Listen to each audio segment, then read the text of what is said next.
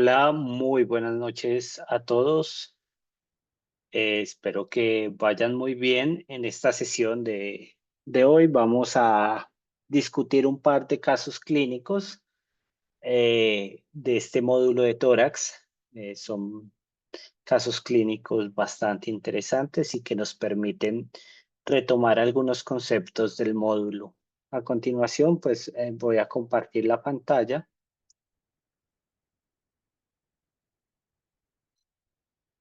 y vamos a iniciar con esta sesión. Durante esta sesión no duden en realizar sus preguntas o hacer sus comentarios, que yo estaré pendiente de ellos. Bueno, el primer caso clínico eh, que vamos a discutir el día de hoy es un felino doméstico de pelo corto, macho castrado de 12 años. Básicamente la historia que aportan. Esto es un estudio hecho a través de teleradiología y pues las historias o el seguimiento de los pacientes en teleradiología es bastante difícil. Entonces, básicamente, solamente tenemos lo que nos aportan inicialmente en el estudio y es que el paciente tiene dificultad respiratoria de manera leve, pero es crónica. Al examen clínico no se observa una alteración en la pared torácica, le realizan un lavado broncoalveolar y solo obtienen una pequeña cantidad de bacterias. Lo tratan con antibióticos sin respuesta alguna. El especialista del caso, pues básicamente tiene los diferenciales de fibrosis pulmonar, metástasis o neumonía. Nos llega una tomografía torácica con rebanadas delgadas, algoritmo de tejido blando y pulmón, tanto simples como contrastadas. Vamos a ver el estudio. Acá es donde es bastante importante que ustedes eh, intervengan y pues den sus opiniones. Vamos a iniciar con la fase simple del estudio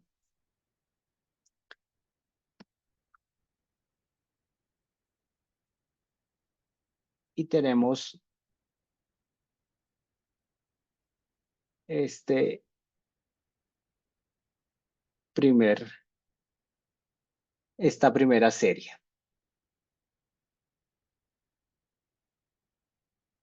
Entonces, voy a iniciar de craneal a caudal. No sé si les llama algo la atención inicialmente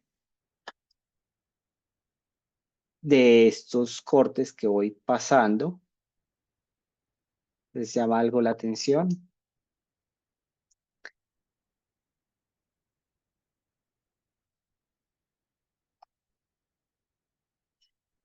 Recuerden que pues, estos estudios llegan por teleradiología y no tenemos como la forma de intervenir durante la adquisición de ellos.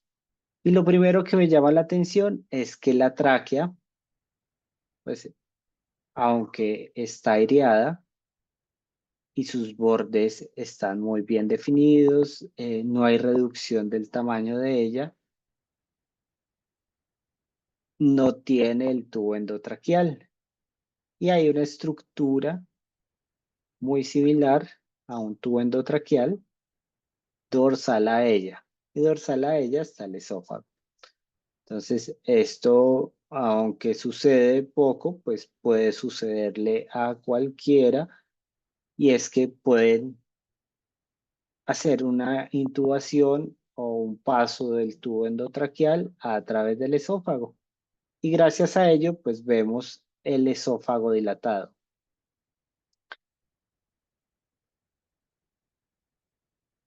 Empezamos a ver algo de los lóbulos craneales y empezamos a ver uno de los patrones pulmonares que vimos en las clases de la doctora Raquel, ¿cierto?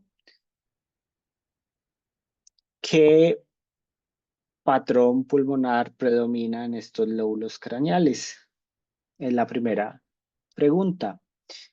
Bien, si hay algunas zonas de vidrio esmerilado, pero tenemos otras zonas un poco con mayor densidad. ¿Qué creen que está pasando? ¿O qué otras, esas zonas de mayor densidad, cuáles son? ¿O de mayor atenuación? Acá tenemos algunas, ¿sí? Puede haber algo de atelectasia, ¿verdad? No está siendo ventilado adecuadamente el pulmón, pero también nos sirve un poco para determinar algunas cosas que ya vamos a discutir. Y es que vemos algunas bandas en el parénquima y unas bandas paralelas a la pleura, ¿sí? Estas bandas de parénquima hacen parte de los hallazgos y estas banditas son llamadas bandas subpleurales. Si nos vamos un poco al detalle, algunas de estas lesiones son periféricas a los bronquios, ¿sí? Es algo llamativo también que estos bronquios principales en este nivel de los lóbulos craneales están bastante dilatados. Entonces es bastante llamativo. En general es un patrón intersticial de qué tipo.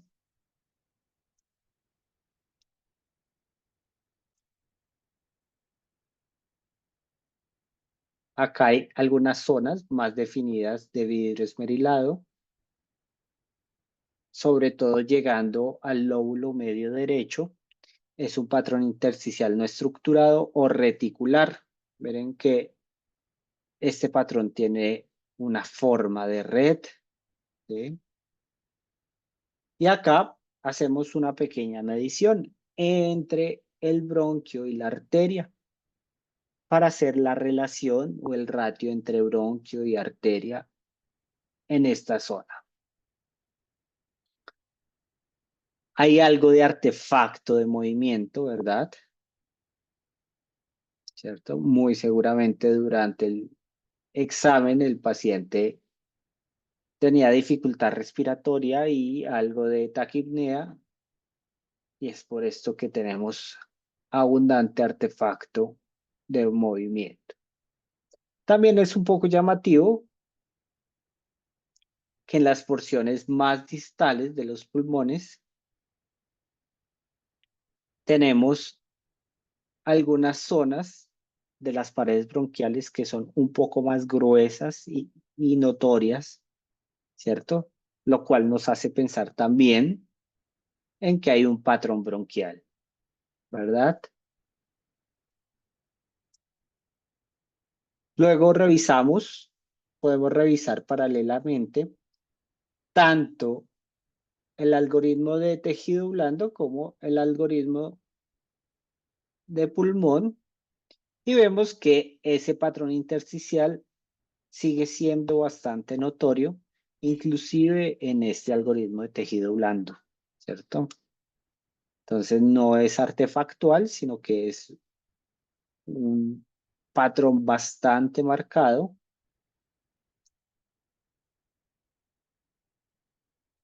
Y ya luego, pues revisamos las series post-contrastes. Voy a colocar unas series post-contrastes tardías.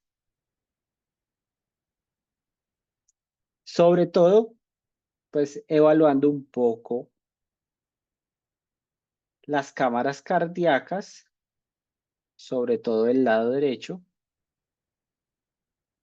porque como se vio en clase, algunos pacientes con patologías pulmonares bastante severas pueden tener algo de hipertensión pulmonar y por ende, pues, tener agrandamiento del corazón derecho. Este no es el caso, pero siempre hay que revisarlo, ¿sí? Acá en esta serie post contraste, pues, este patrón de vidrio esmerilado es aún más notorio. Algo que llama mucho la atención y es que en algunos puntos el parénquima pulmonar en sus bordes parece verse algo irregular, ¿cierto? Como si tuviese pequeños lobulillos. Y esto también es bastante llamativo, ¿sí?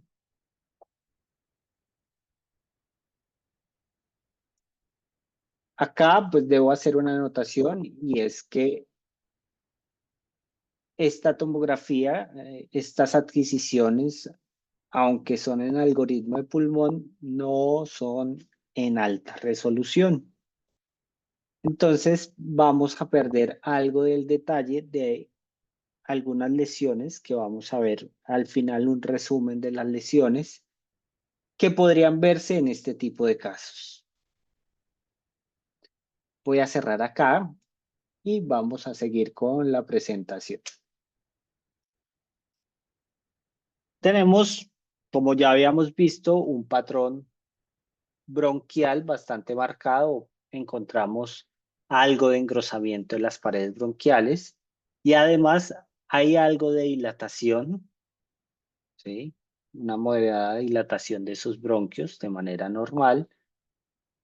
Además que dentro de ese patrón intersticial no estructurado, pues tenemos bandas subpleurales, bandas de parénquima, zonas de vidrio esmerilado y también tenemos algunas zonas de atrapamiento gaseoso.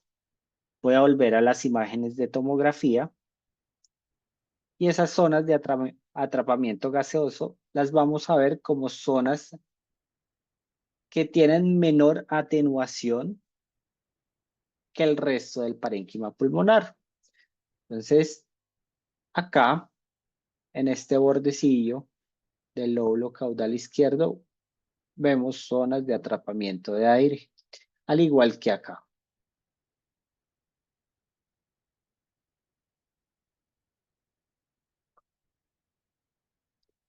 Teniendo en cuenta la historia del paciente, los posibles diagnósticos diferenciales y los hallazgos en tomografía, ¿ustedes cuáles serían los principales diagnósticos diferenciales que podrían colocar en esta tomografía?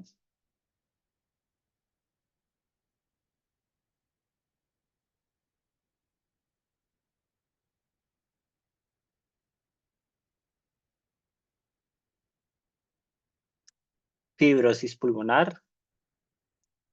¿Qué otro diagnóstico diferencial tendría cabida acá en estas imágenes?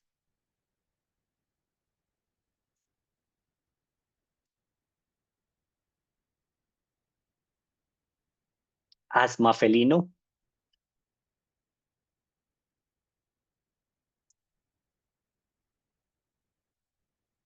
Entonces, como conclusión, pues el principal diagnóstico diferencial es fibrosis pulmonar, el segundo asma felino, el segundo es una neumonía intersticial y vamos a discutir por qué colocamos estos diagnósticos diferenciales. En este caso, descrito ya hace un tiempo, pues describen un caso atípico de fibrosis pulmonar, ¿sí? Secundario a enfermedad pulmonar y describen pues que el paciente en su tomografía tenía un patrón reticular difuso bilateral con bronquiectasias de tracción y zonas de mayor atenuación del parénquima pulmonar, ¿sí? También nos dan una discusión bastante importante en este artículo ¿Por qué? Porque hacen un comparativo del diagnóstico que hacen en medicina humana con las neumopatías o las neumonías intersticiales típicas, ¿sí? Donde tienen en cuenta algunos puntos. Uno es el patrón reticular difuso y bilateral, las bronquiectasias por tracción o detracción, las zonas de lesiones en forma de panal de abejas, zonas de atenuaciones diferentes en los mismos lóbulos pulmonares. Y si comparamos, hay zonas de mayor atenuación del parénquima en general. Normalmente el tórax normal, ¿sí?, en felinos es aproximadamente -700, -800 unidades Hounsfield. En este caso, está alrededor de 500, 400, 600 unidades Hounsfield.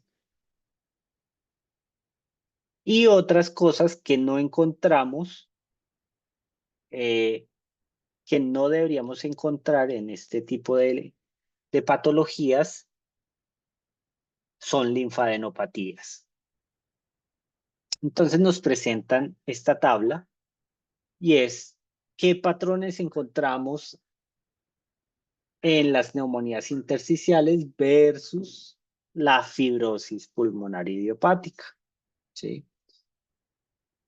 Y es que encontramos lesiones subpleurales basales dentro de la anatomía del pulmón, encontramos un patrón intersticial reticular, encontramos este patrón de panal de abejas, que acá pues hago la aclaración y por eso lo dije desde un principio. Este estudio no fue hecho en alta resolución y muchas veces este tipo de patrones de panal de abejas se observa en estudios hechos en alta resolución. Y además de eso, pues si es una neumonía intersticial, debería tener ausencia de todos estos, digamos, ítems o lesiones que son típicas de la fibrosis pulmonar idiopática, los cuales encontramos en nuestro paciente, ¿sí? Vimos que se realizaron algunas mediciones en este paciente para encontrar algunos ratios y así también describir un posible asma felino. Y encontramos que el ratio entre el bronquio y la arteria está aproximadamente en 1.33. Si nos fijamos, este ratio, según este estudio, pues coincide con el ratio eh, que se describen en pacientes asmáticos. También se realiza una medición del ratio entre el grosor de la pared del bronquio y la arteria lobar correspondiente. En este, pues digamos que entra dentro del grupo de normales. Y también, pues, se hace un ratio entre el anterior era el diámetro del grosor del bronquio y el diámetro del bronquio. Y el siguiente es el grosor de la pared del bronquio y la arteria lobar correspondiente. Estos dos últimos ratios están dentro del grupo de normales. Entonces, aunque exista un posible asma felino, pues si nos centramos un poco en este estudio, que es bastante interesante, pues no cabría la posibilidad de encasillar un diagnóstico diferencial como asma felino, ¿sí? Entonces, este es un caso, ¿sí? La verdad es bastante interesante porque no solemos, al menos en Latinoamérica, ver muchas fibrosis pulmonares por tomografía Entonces, es bastante interesante porque nos ayuda a diferenciar pues, algunas lesiones de asma felino y fibrosis pulmonar. Bueno, antes de seguir al siguiente caso, quisiera saber si tienen alguna duda o pregunta sobre este.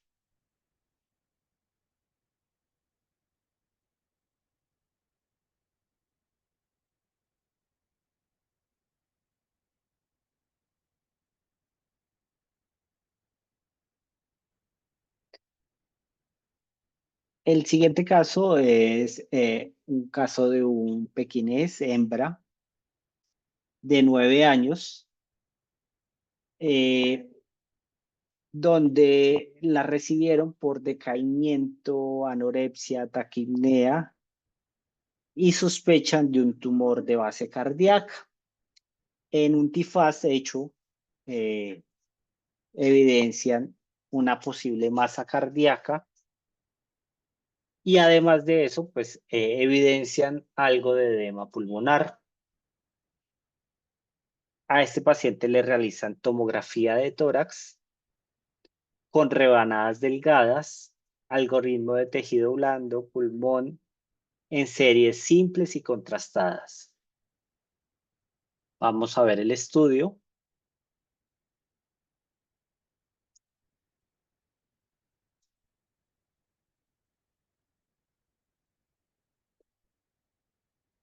Entonces vamos a iniciar en paralelo con las series simples en tejido, pulmón y tejido blando.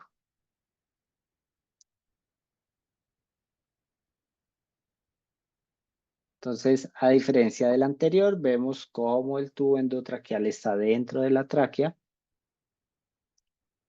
El esófago tiene algo de dilatación.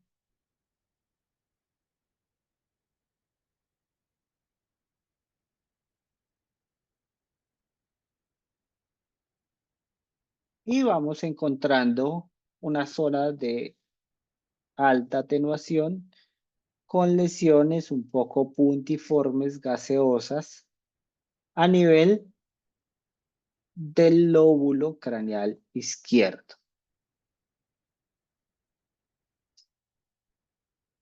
El lóbulo craneal derecho se ve con un patrón de vidrio esmerilado, un poco de atelectasia, sobre todo en esta porción apical.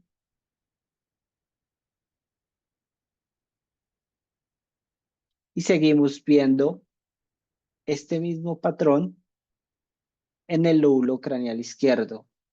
Además de esto, vemos algo de colecta alrededor de este lóbulo craneal izquierdo.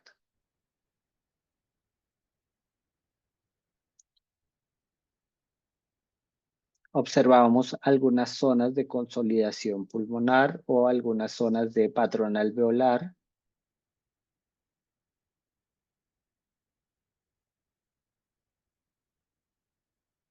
Con algunos broncogramas aéreos.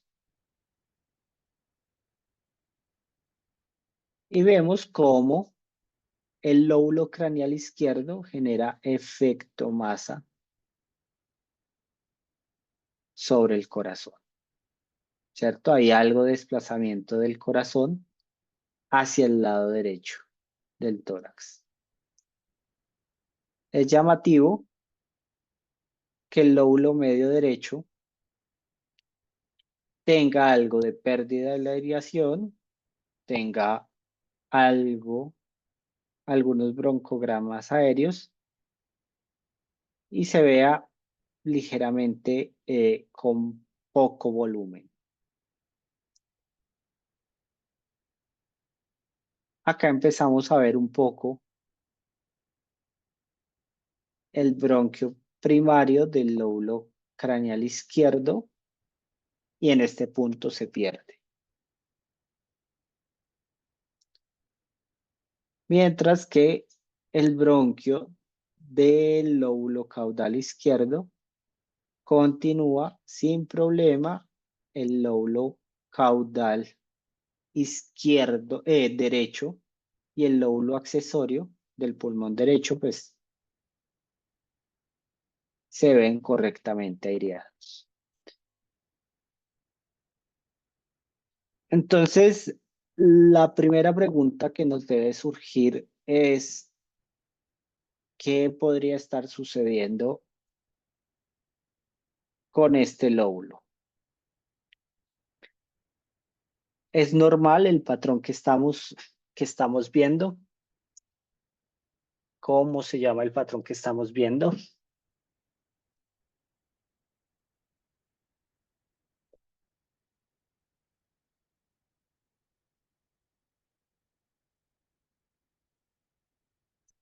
Iván nos dice torsión.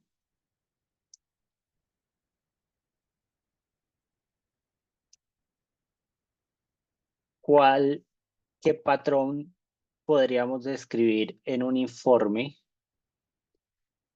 de este lóbulo craneal izquierdo?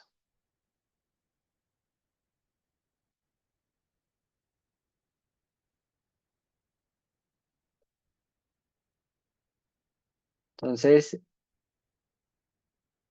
este patrón está descrito como un patrón vesicular y es un tipo de atrapamiento gaseoso.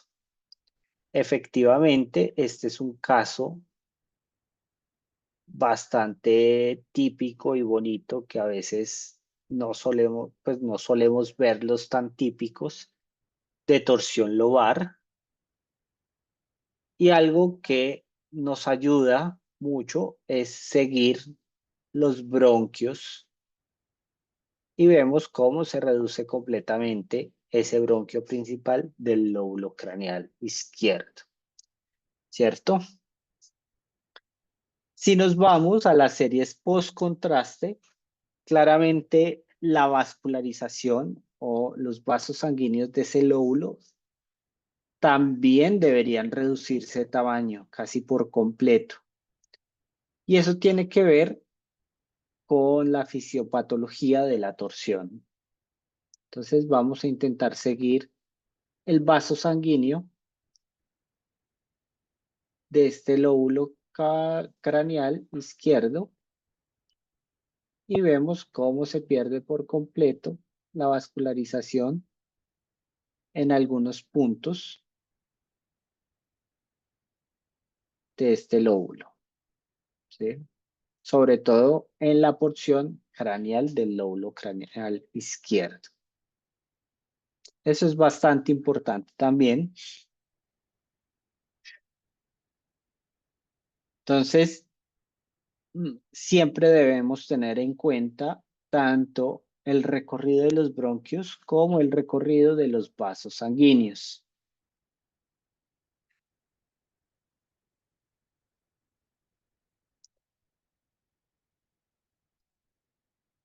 Parte de los hallazgos que tuvimos en esta tomografía, pues es un patrón vesicular con reducción del diámetro principal del lóbulo craneal izquierdo. Sin embargo, el lóbulo craneal izquierdo tiene un aumento de volumen con efecto masa leve a moderado de las estructuras mediastínicas. Y acá tenemos que preguntarnos, ¿esto es importante para el caso? Este aumento de volumen eh, del lóbulo craneal izquierdo nos daría alguna información adicional del caso. ¿Ustedes qué creen?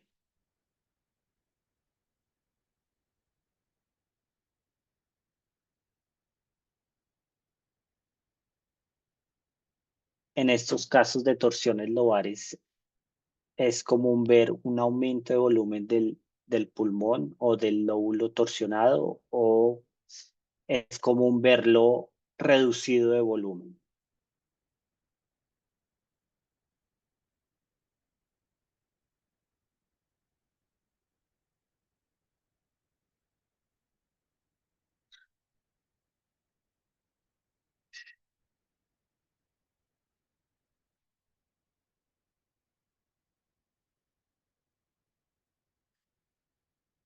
Lo común es verlo reducido, ¿verdad? Y esto tiene que ver mucho, pues, con el tiempo que lleva pues, detorsionado el lóbulo. ¿Por qué? Porque a medida que se va haciendo crónico, va perdiendo volumen ese lóbulo pulmonar. Entonces, en este caso, pues, podríamos hablar que no es crónico definitivamente la torsión, ¿sí? Puede ser un caso subagudo o agudo de torsión lobar debido al volumen que tiene el lóbulo pulmonar. Además de eso, pues también vimos cómo se reduce esta vasculatura, sobre todo en las series post-contraste, y tenemos colecta pleural escasa.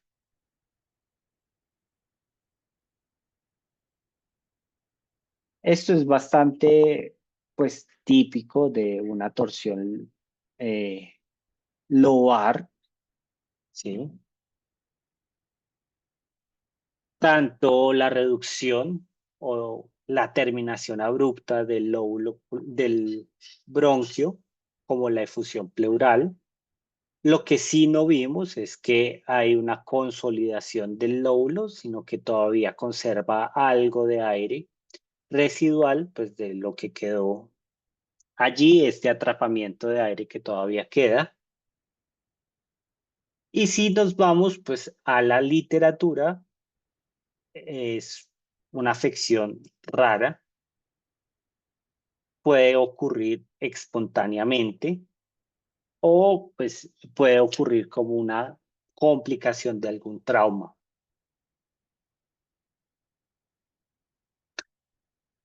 Normalmente también podemos ver un poco de hipertensión venosa o de congestión venosa pulmonar. Y pues como hay algo de reducción del drenaje linfático, pues la efusión pleural es, es típica en estos casos. Y siempre deberíamos ayudarnos con una, con la reconstrucción en varios planos. Hay una pregunta y es ¿por qué no se ven los ganglios aumentados si es una afección inflamatoria? Realmente no es una afección inflamatoria, es un accidente, digamos que es un accidente pulmonar, si lo podemos llamar así, ¿sí? Es un efecto físico, ¿sí? La efusión pleural es secundaria a la alteración del drenaje linfático y a la congestión venosa, que genera pues salida de líquido de los vasos sanguíneos. Hay un éstasis venoso, pero no, o sea, no se ha descrito causas inflamatorias de torsiones lobares. Lo que sí se ha descrito es causas traumáticas de torsiones lobares. Entonces, más allá de ser una afección inflamatoria, pues es un accidente del propio lóbulo pulmonar. Como les venía diciendo, eh, hacer reconstrucciones acá, si tenemos alguna duda, nos podría ayudar bastante. Y este es el caso de este paciente, ¿cierto? Si tenemos alguna duda, está descrito que hacer proyecciones de mínima intensidad, sobre todo en cortes dorsales, nos va a permitir ver muy bien la interrupción de ese lóbulo, de ese bronquio, perdón, ¿sí? Entonces, esta es una reconstrucción de mínima intensidad del paciente que estamos viendo y podemos ver muy bien el recorrido del bronquio, del, del lóbulo craneal derecho, del lóbulo medio derecho, del lóbulo caudal izquierdo. No alcanzamos a ver muy bien el del lóbulo accesorio, sin embargo, vemos aireado el lóbulo accesorio. Y acá donde salen tanto el bronquio para el lóbulo craneal izquierdo como el lóbulo caudal izquierdo, pues vemos cómo se interrumpe abruptamente el bronquio para el pulmón, para el lóbulo craneal izquierdo, ¿sí? Entonces, esto podría ser una estrategia en estos casos, aunque los patrones vesiculares son bastante típicos. Hay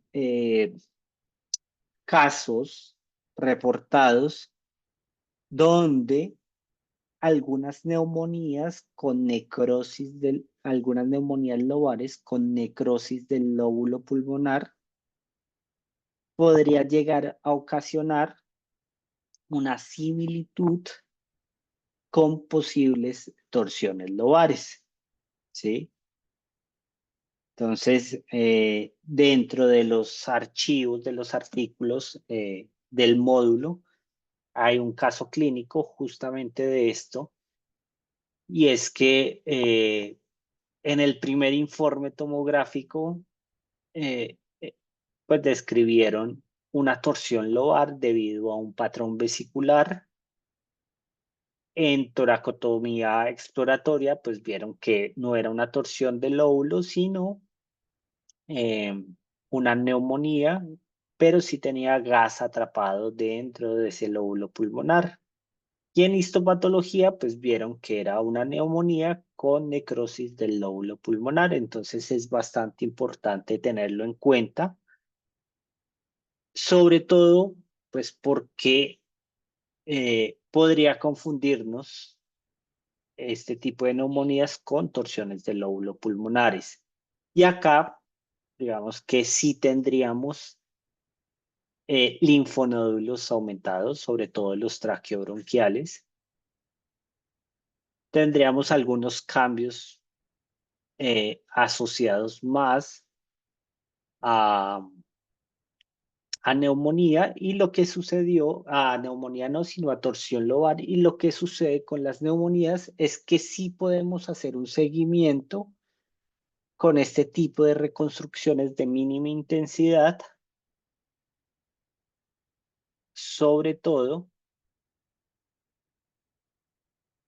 de esos posibles bronquios de la torsión, ¿sí? Entonces, en este caso, justo de este artículo, pues hicieron esto y podían seguir muy, muy, muy adelgazado ese bronquio principal. Entonces, es bastante importante este tipo de ayudas que nos brinda la tomografía y que podemos hacer en nuestros visualizadores para poder diferenciar algunas estas reconstrucciones. ¿Cómo se pide este examen? No, básicamente lo voy a hacer con el visualizador, no es algo especial. Con los visualizadores de formatos DICOM, básicamente lo que ustedes pueden hacer es ir a las reconstrucciones multiplanares y pedirles o hacer o escoger la opción de proyecciones de mínima intensidad, y básicamente hacer una reconstrucción de cortes más gruesos. ¿Para qué? Para que todos estos voxeles que estamos viendo de la imagen en el corte dorsal se proyecten todos aquellos que tengan atenuaciones más bajas. Básicamente es eso, o sea, es la misma tomografía, la misma información que tenemos de la tomografía, pero nosotros hacemos el procesamiento de los datos dependiendo de las necesidades. Entonces, esta es la misma imagen que les había mostrado. Acá vemos la interrupción abrupta del bronquio principal del lóbulo craneal izquierdo. Entonces es el mismo estudio, no es un estudio diferente, no hay un reproceso diferente. Y básicamente nosotros, cuando nos llegan estos archivos en formato de ICOM, nosotros hacemos este tipo de reconstrucciones dependiendo de la necesidad de cada paciente o de los diagnósticos diferenciales que podamos tener en cada caso.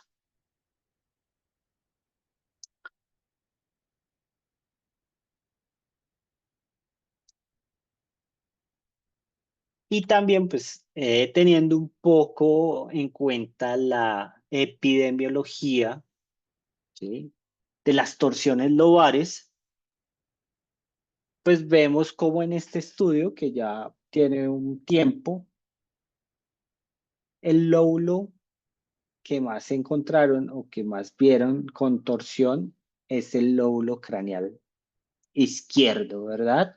En segundo lugar, o digamos que en primer lugar comparten ese primer lugar el lóbulo craneal izquierdo y el lóbulo medio derecho, ¿sí?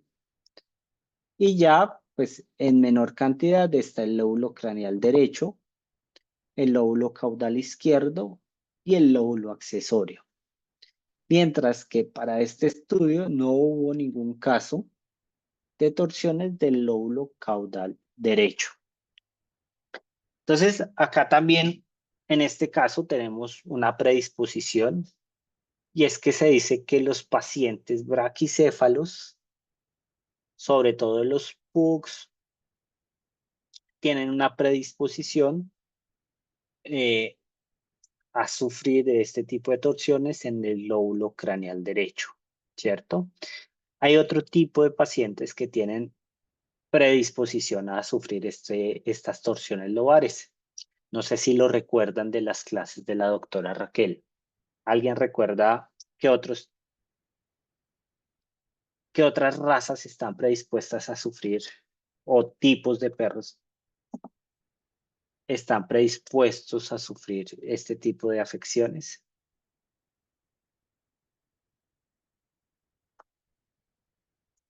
O la torsión lobar como tal.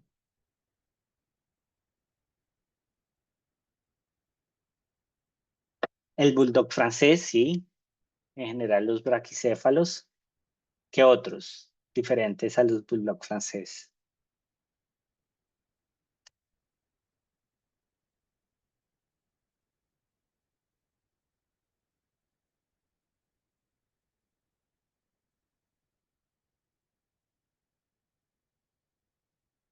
Bueno, normalmente los perros galgos también tienen esta predisposición, y en general los pacientes con tórax profundos, eh, digamos que suelen tener alguna predisposición a torsiones lobares por la gran amplitud del tórax. Ya para finalizar esta parte de estos casos clínicos, pues quise traerles un pequeño una pequeña imagen que la verdad es que para mí es bastante importante, y para mí pues es una guía, sobre todo para recordar algún tipo de lesión en el parénquima pulmonar en tomografía. Esto es adaptado del libro de la doctora Giovanna Bertolini de tomografía, y es que tenemos dos tipos de lesiones, dos grupos de lesiones en el parénquima pulmonar. Entonces siempre podemos dividir las lesiones pulmonares en patrones de alta atenuación o lesiones de alta atenuación, y acá vamos a encontrar ese patrón de opacidad de vidrio esmerilado o de vidrio esmerilado, estos patrones de consolidación pulmonar, que es el típico patrón alveolar donde vemos el broncograma aéreo, las bandas tanto de parénquima como subpleurales y los nódulos, ¿sí? Hay otro tipo de lesiones, que son las lesiones de árbol en brote, o en inglés tree in boot. Entonces, que son muy típicas también de asma felino y es esa acumulación de moco en el fondo del bronquio que al verlo con los vasos sanguíneos vamos a encontrar tres zonas circulares de atenuación de tejido blando. Entonces nos da la sensación de un árbol en brote o brotando. Pero también tenemos lesiones o patrones de baja atenuación. Y acá es donde encontramos las bullas o los bleb pulmonares, el atrapamiento de gas, ese enfisema típico de las torsiones lobares, enfisema vesicular o patrón vesicular, lesiones cavitadas llenas de gas o el patrón de panal de abejas. ¿Sí? Entonces, esta imagen, como les digo, es adaptada del libro de la doctora Giovanna Bertolini. Sin embargo, pues es bastante importante tenerla en cuenta, sobre todo a la hora de describir las lesiones y los patrones pulmonares en tomografía. No sé si tengan alguna duda, inquietud, comentario acerca de los casos clínicos que podamos resolver antes de finalizar. Estoy pendiente tanto del chat como de la zona de preguntas y respuestas.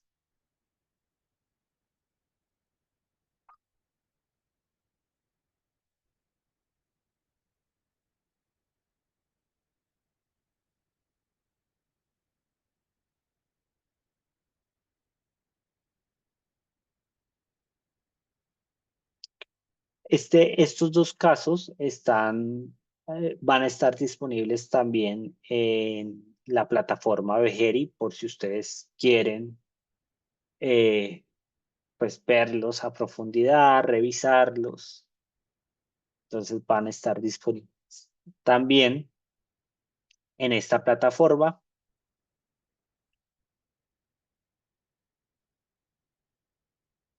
así como los que discutimos en cuello.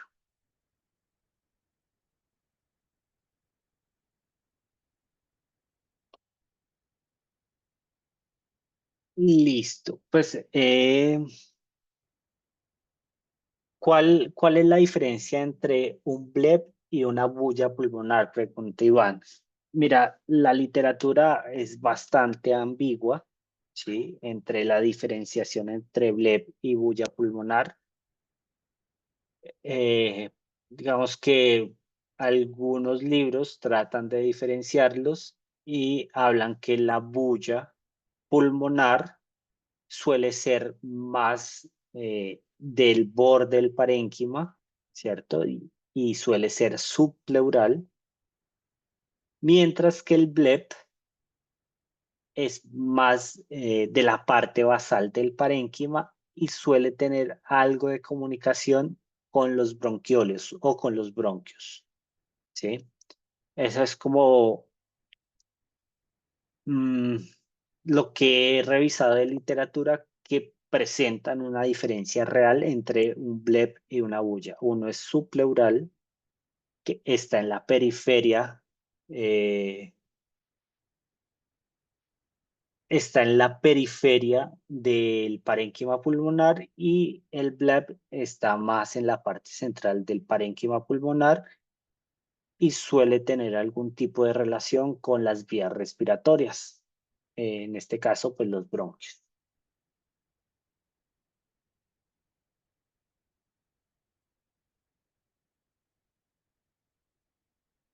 Dice si existe algún estudio de razas como de filiación y patologías relacionadas.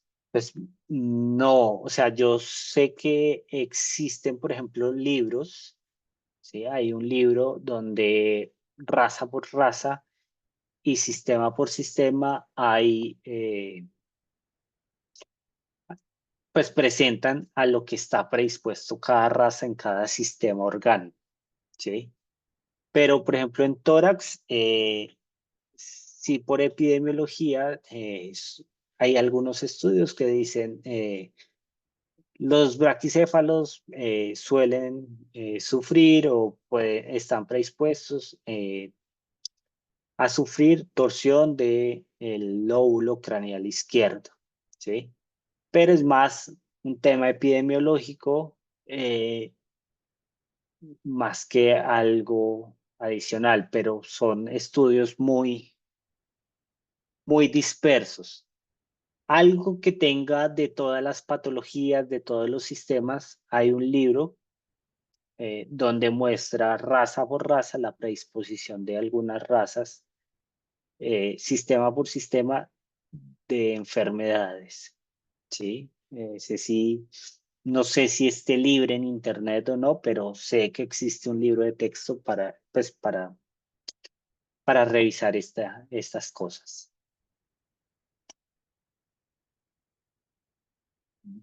Bueno, no sé si haya otra pregunta, alguna duda adicional.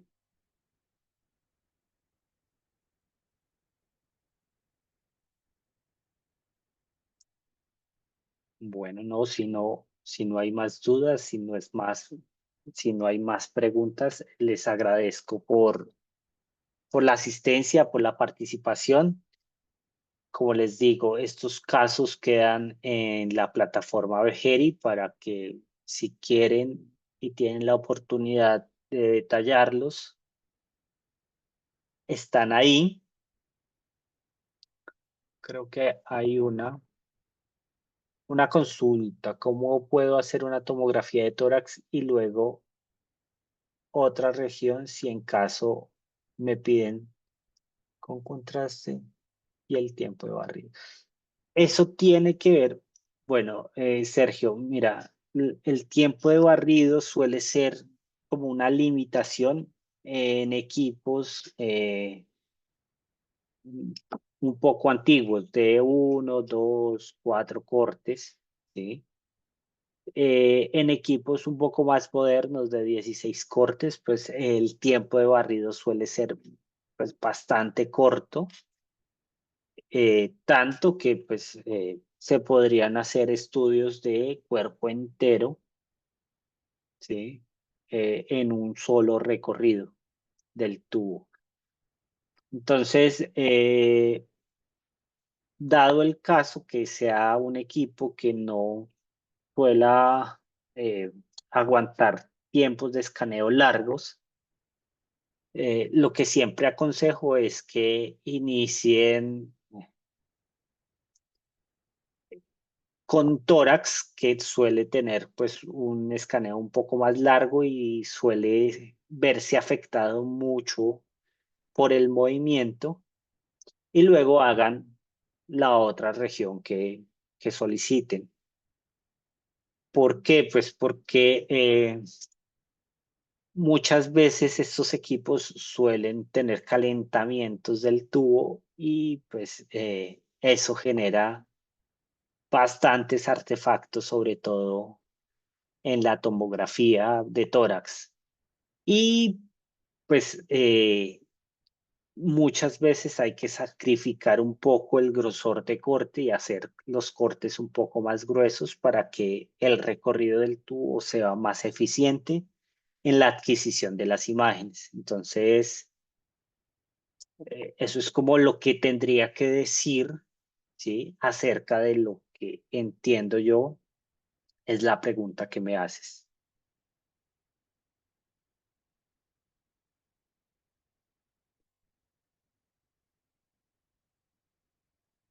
Listo, perfecto. ¿Hay alguna duda adicional, inquietud adicional?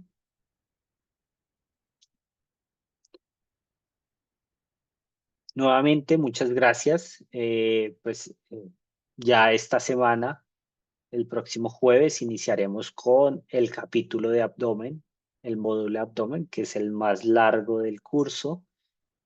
Y allí pues tendremos la oportunidad de discutir bastantes patologías, porque la tomografía tiene bastante aplicación en abdomen. Entonces, muchas gracias y muy buenas noches a todos. Que estén muy bien y nos vemos en las próximas sesiones.